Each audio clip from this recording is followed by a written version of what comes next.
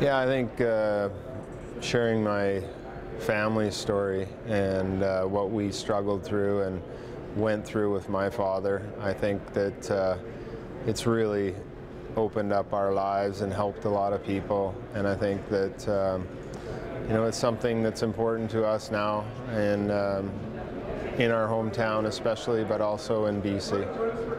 So back in '94, when you first revealed the story, what was the kind of environment with respect to the awareness of mental health, like in the general community, especially in the hockey community, and that tension coming out? Explain that a bit. Well, I think that back then a lot of people, including ourselves, never spoke of depression, mental illness, suicide. It wasn't looked upon in a very positive outlook, and I think that it was something we were intimidated by, no doubt, as a family. And I know that my brother was asked a lot, I was asked, and we just left it at, our father died when we were young, and really what happened was, I had an in-depth personal interview with the New York Post during the playoff run, and one of the journalists asked me how my father died, and I was, to be honest, stuck. And I finally, opened up and told the story, and it kind of snowballed from there. And then a lot of people started to talk to me about it and ask me different questions. And I think when you open up to your story, it brings out other people's stories, and that's how we all seem to help each other.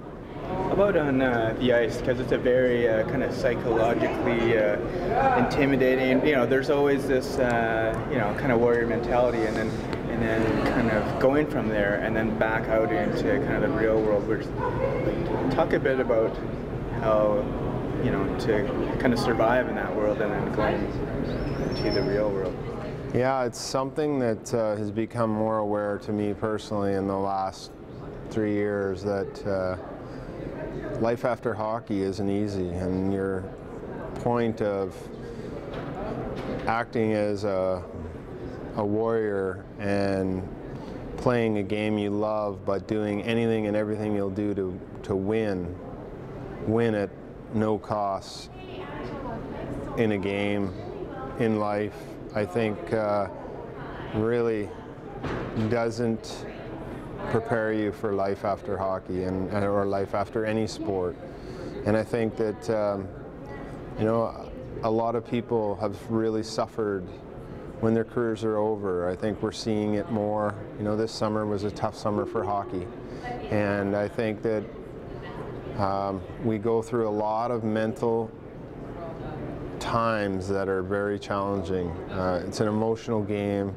It's a game that puts a lot of pressure on you to win, from owners to managers to coaches down to the players. A lot of pressures on the players from basically the fans. And I think that it's something that definitely you'll see, I'm sure, addressed more in the future.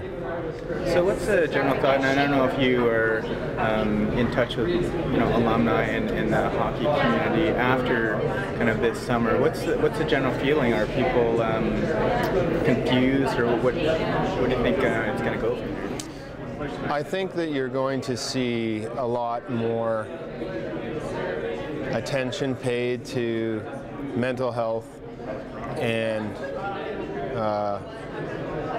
sustainability in life and health for pro athletes, not only hockey players, from this summer. I think the concussions, physical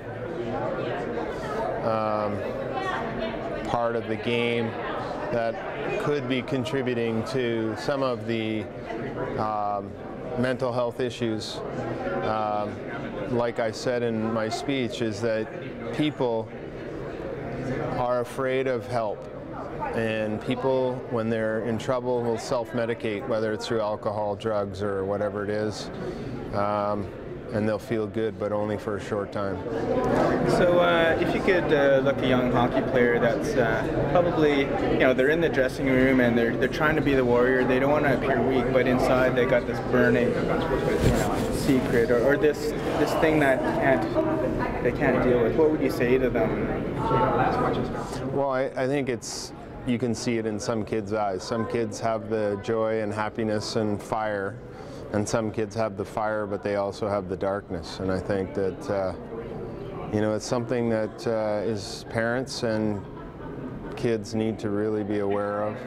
I think that it's something that parents need to talk to their kids about.